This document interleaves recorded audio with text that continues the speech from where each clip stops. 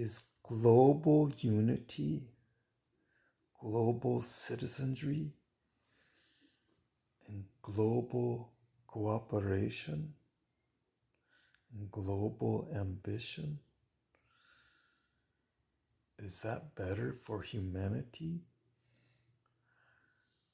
To have no borders, no national interest, but only global, a whole world, a new world order, a one world government, something that's a structure that supersedes the United Nations, greater than. Who would be on the panel? Who would be the representatives of all these different tribes and people groups and cultures on this global government that so many have talked about for years now? What is a world government? What does it look like? Does that mean that a lot of freedoms are eroded or done away with? That individuals won't have rights? What does it mean? Will people still have choices of their own? Will people be able to have property and their own cars and be able to do things on their own initiative? Or will everybody be like a robot that has to answer to and do everything that the commanders advise and tell? What does a global government look like? Global unity? Is it free from conflict? Is it free from problems? Are we able to accomplish more than what we're able to now, being divided up into nations and tribes and provinces? What does globalism look like? Global healthcare, where everyone is included, everyone is taken care of. There's no people that are left out.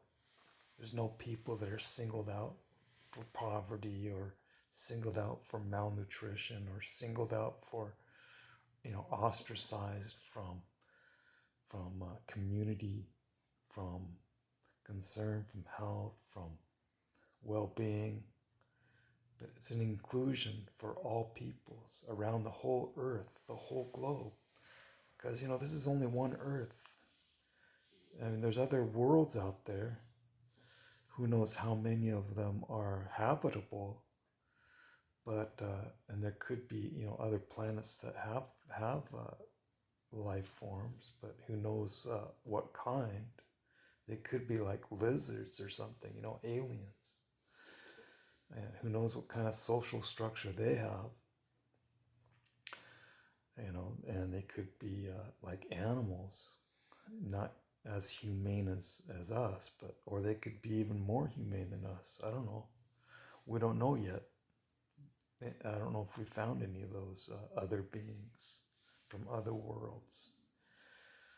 Maybe we have. Maybe it's just hush hush until we can better understand what we've found already.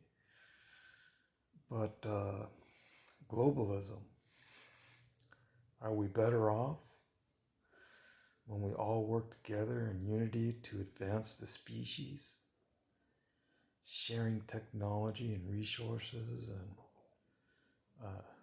seems to be a better deal, but I'm sure it's not without its problems, because humans are humans, even if they unite. That's been shown historically. When they built the Tower of Babel, they all united under one tongue. They all spoke one language. And they were on the same building project. They were building these huge pyramids called, it was called the Tower of Babel, but it was like a big ziggurat. They wanted to make a name for themselves, and reach to heavens, to heaven. They wanted to build a tower that would reach God. And we still are. We've got satellites out there. We don't have big mounds and big buildings that reach to the heavens, but we have satellites, probes that are probing the universe as we speak. It hasn't actually yet. They haven't gotten out of our galaxy though. It's still in our solar system. But I believe we have one right there, not too far from Pluto or one of those distant planets, Jupiter. Might have a probe out there. We've sent a few since the 1950s, trying to see what's out there, which is kind of cool, which is real cool, because we want to definitely move beyond ignorance. That's important. Um,